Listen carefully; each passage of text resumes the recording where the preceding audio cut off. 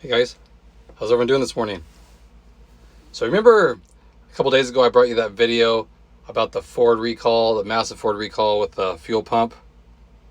Well, I can't even make this stuff up, the issues that go on with the car manufacturers these days, but there's another one that just came out, and this came out like 3 days ago, affecting the same manufacturer, but a totally different problem. So really, like I've always stated, if you have a vehicle that you like, I'd be hesitant to buy a new one. So let me go ahead and explain what just came out about this.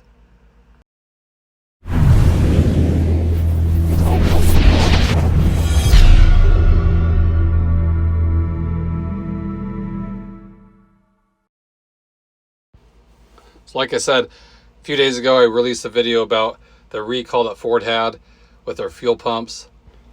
Well, just a few days ago, Ford again announced another recall.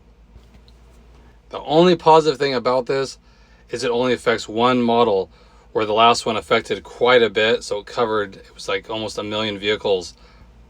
But this one affects the Ford F-150 pickups. So in theory, you could have a Ford F-150 pickup that's under this recall and also has the same recall for the fuel pump issue. So kind of a double whammy there.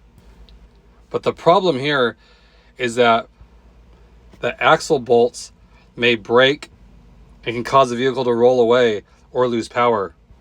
So it states that if the axle bolt breaks, it can damage the axle hub splines, and that's what's used to transfer the power from the axle to the wheel. And if this happens, it can cause the vehicles to roll away when in park if you don't use the emergency brake, or a loss of power if you're driving, which you could see if you're driving on the freeway and all of a sudden there's no more power, how it can cause an accident. And then Ford stating that if the axle bolt becomes loose, that you might hear a clicking noise, and then if it is the worst case scenario and it breaks, you'll hear like a rattling noise. So it's something to pay attention to if you guys own a F-150 pickup. And this one affects the 2023 to 2025 F-150. So like I said, the same ones that are affected for the fuel pump issue too. So you might have two things to worry about, or at least pay attention to. So Ford will be sending out letters to the affected vehicles, but like I always state, the best thing I would do if I own one of those is to give the dealer a call and see if you have an open recall, especially that you could have possibly two of them, and get those taken care of, because it's kind of a major thing. And then if you have one, I would always use the parking brake, because the last thing you want is if you're towing, especially if you're towing a trailer, you park it somewhere without using the brake and then it rolls away on you. So it definitely seems like, and I keep preaching this, but if you guys have a car that has been good to you, it's a few years old, it hasn't had major issues, I would highly recommend holding on to it, just because these new vehicles, they have issues all over the place. And it seems like you might get one and then it might be good for a year or so, and then all these recalls start coming out. So like I said, they definitely don't build them the same. So I would hold on before jumping in and getting something nice, new and shiny.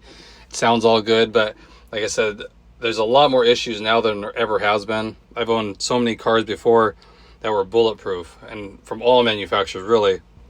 But now these recalls, and especially what they are, you're getting bolts that could break, things that aren't tightened at the factory that can lead to engine failure, just some weird things that you really wouldn't see before. Before maybe it was like a faulty seat that didn't work, and then it was just you got a bad batch or something like that. Now it's like some major components. So definitely something to think about if you're in the market for a car. Again, I wanted to bring this to you because a lot of people have pickups at their house. So if you know anybody that has an F-150, I would definitely share this news with them, help them out. Again, I appreciate you guys as always, and I'll catch you guys on the next one. Thanks again, everybody.